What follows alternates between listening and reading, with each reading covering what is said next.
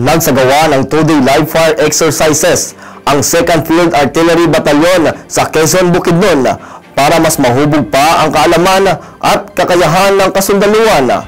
Nagsagawa rin ng community outreach sa lugar. Narito ang report. Matagumpay na isinagawa ang community outreach activity at 8 live fire exercises ng 2nd Field Artillery 1st Round Accuracy Battalion, Support Unit ng 10th Infantry Aguila Division sa Purok 3, Barangay Dilapa, Quezon, Bukidnon noong 29 ng Setyembre. Pinangunahan ni Lieutenant Colonel Miner Gutierrez, Battalion Commander ng 2nd Field Artillery Battalion ang ika-8 na live fire exercises kung saan malaking bahagi sa pagpapahusay ng kakayahan sa combat maging sa kandaan ng unit sa labanan. Lalong matagumpay yung ating pagnanais na maging insurgency free ang ating area at para na rin sa pagganda ng kabuhayan ng ating mga kababayan.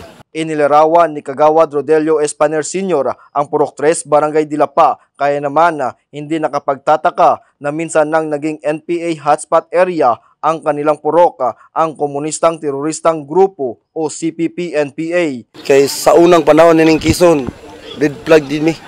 So grabe mga rebelde dire. So pasalamat ko nga diin gipaygayon lang kanyon para pod nga mapalayo ng atong mga kakaigsuonan sa bukid. Kay sila gapangayo walay year. So every month pwede bangayo sila. So pasalamat ko karon nga niabot ning panahon na diin ang among lugar medyo peaceful lang yun.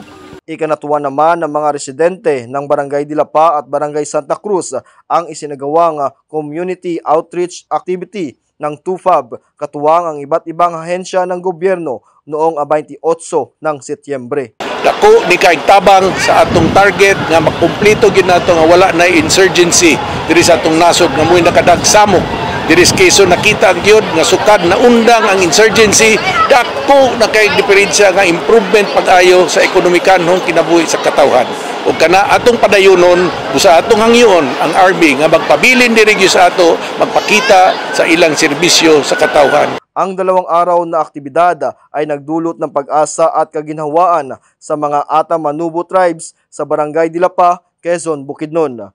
Mula dito sa 2nd Field Artillery Battalion, Brian Bilotindos para sa Aguila News Network.